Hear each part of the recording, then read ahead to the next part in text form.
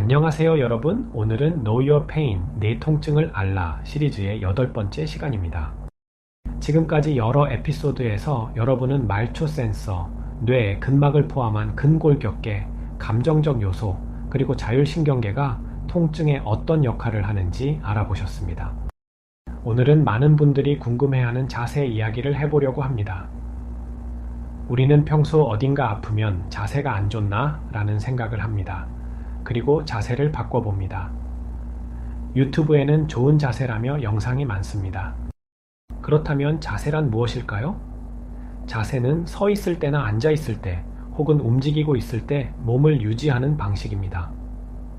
좋은 자세는 근육, 관절, 인대에 가해지는 부담을 줄여주도록 몸이 정렬된 상태이고, 반대로 나쁜 자세는 불균형과 비대칭을 초래하여 통증을 유발할 수 있습니다. 나쁜 자세에서는 특정 근육이 과도하게 사용되고 다른 근육은 약화되어 신체 여러 부위에 통증과 불편함이 생길 수 있습니다. 특히 허리 통증과 밀접한 관련이 있습니다. 지금까지 내용을 들으시면 아마 머릿속에 앉아있는 자세나 서있는 자세를 떠올리실 거예요. 어딘가에서 들어본 바른 자세도 생각나실 텐데요.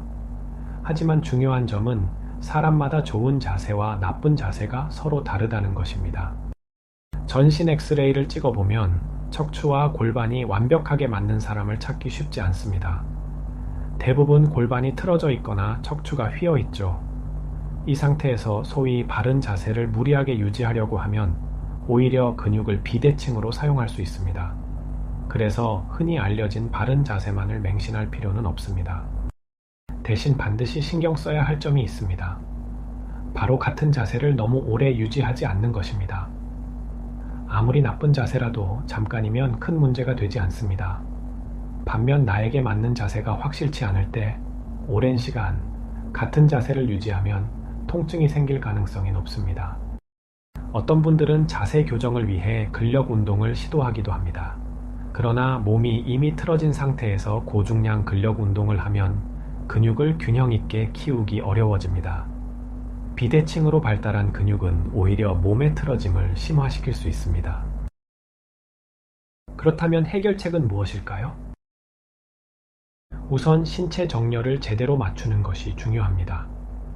과거 에피소드에서 말씀드렸듯 근막에는 위치 감각을 감지하는 센서들이 많습니다. 흔히 뼈의 모양만 보지만 실은 근막과 뇌가 몸의 위치와 자세를 결정하는 핵심입니다.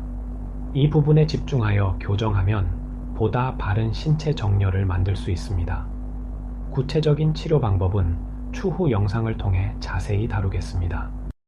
신체 정렬이 어느 정도 개선된 후에는 자세를 더욱 주의 깊게 유지하면 됩니다. 서 있을 때 권장되는 자세는 다음과 같습니다. 귀가 어깨 위에 정렬되도록 유지합니다. 어깨는 이완하고 살짝 뒤로 당깁니다.